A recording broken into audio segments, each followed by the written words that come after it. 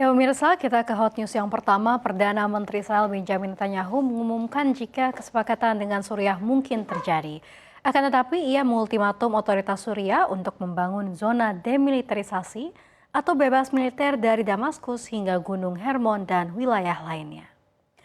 Netanyahu mengatakan membangun zona penyangga demilitarisasi dari Damaskus hingga area penyangga termasuk akses ke Gunung Hermon dan Puncak Hermon adalah hal yang dapat disepakati. Meski begitu, Netanyahu mengklaim bahwa Israel akan mempertahankan wilayah tersebut untuk menjamin keamanan negaranya. Pernyataan Netanyahu muncul sehari setelah Presiden AS Donald Trump yang pemerintahannya tengah mencoba menengahi fakta non-agresi antara kedua negara, mengatakan bahwa sangat penting bagi Israel untuk mempertahankan dialog yang kuat dan jujur dengan Damaskus. Adapun secara formal Suriah tidak mengakui Israel. Israel telah menduduki lebih banyak wilayah Suriah sejak Desember 2024. Israel merebut daratan tinggi Golan, Suriah dalam Perang 1967 dan kemudian mencaploknya, sebuah langkah yang diakui oleh Amerika Serikat tetapi tidak oleh sebagian besar negara lain. Di sisi lain, Trump telah mendukung pemimpin baru Suriah yaitu Ahmad al-Shara. Sementara Israel menyuarakan kehati-hatian atas hubungan masa lalu Shara dengan militansi Islamis, namun tetap terlibat dalam upaya menengahi kesepakatan. Sementara itu Israel diketahui telah beberapa kali menyerang Suriah. Media pemerintah Suriah melaporkan serangan Israel di Suriah Selatan pada hari Jumat menewaskan 13 warga Suriah. Militer Israel mengatakan mereka menargetkan kelompok militan Islamis Lebanon di sana.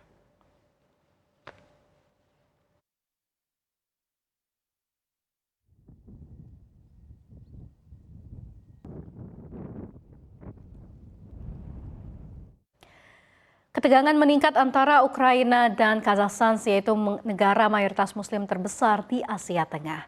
Kondisi ini setelah serangan drone Kiev mengenai infrastruktur energi di pelabuhan Novorossiysk, Rusia yang menjadi jalur vital ekspor minyak Kazakhstan ke pasar global.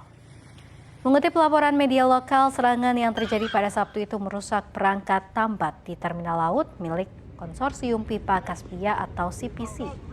Dan memaksa penghentian sementara operasi pemuatan minyak.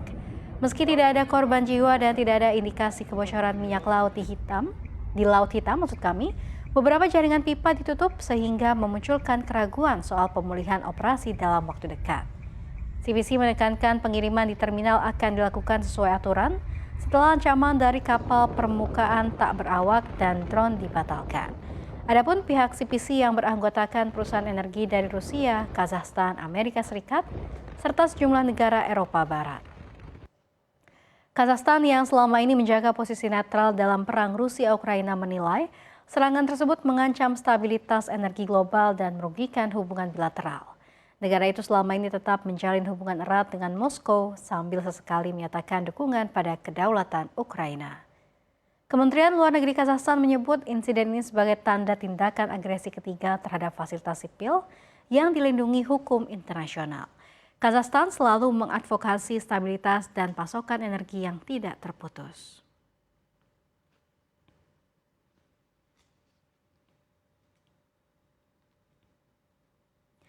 Kita ke hot news yang berikutnya. Banyak perusahaan teknologi di Amerika Serikat ketahuan menggunakan model AI terbuka buatan China. Ini terjadi di tengah perang teknologi dua negara yang tak berkesudahan. Fisikawan dan insinyur machine learning Misha Lakin menemukan fenomena tersebut. Perusahaan AI asal Amerika Serikat mengadopsi model AI terbuka gratis yang sebagian besar dari China dengan kemampuan yang cukup baik. Model AI China dipilih karena harganya yang lebih murah namun tetap bisa bersaing dengan produk Amerika Serikat yang memiliki sistem mahal. NBC News menemukan hal serupa setelah berbicara dengan lebih dari 15 pendiri startup AI, insinyur machine learning, pakar industri, serta investor. Namun fenomena tersebut menimbulkan masalah bagi industri AI di Amerika Serikat.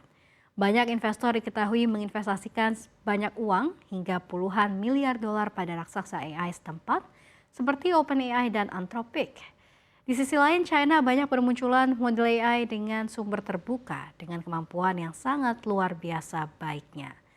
Sebut saja Air One dari DeepSeek dan Quinn milik Alibaba yang bisa digunakan siapapun, termasuk menyalin, memodifikasi, dan mengoperasikannya. Konsep ini berbeda dengan yang ditawarkan perusahaan AS seperti OpenAI dan Anthropic yang tertutup. Aksesnya hanya bisa dilakukan melalui pusat data atau jalur yang dikendalikan oleh para perusahaan. Perbedaan mendasar dari dua model di dua negara membuat perusahaan AS mulai mempertanyakan apakah penerapan model tertutup benar dilakukan untuk perusahaan.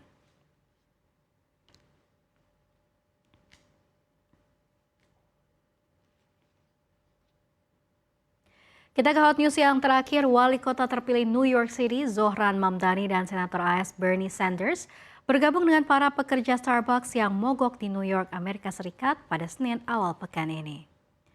Para pekerja gerai kopi global itu telah mogok kerja dan berdemo memprotes masalah upah dan jam kerja yang tidak jelas terhadap perusahaan selama beberapa tahun terakhir.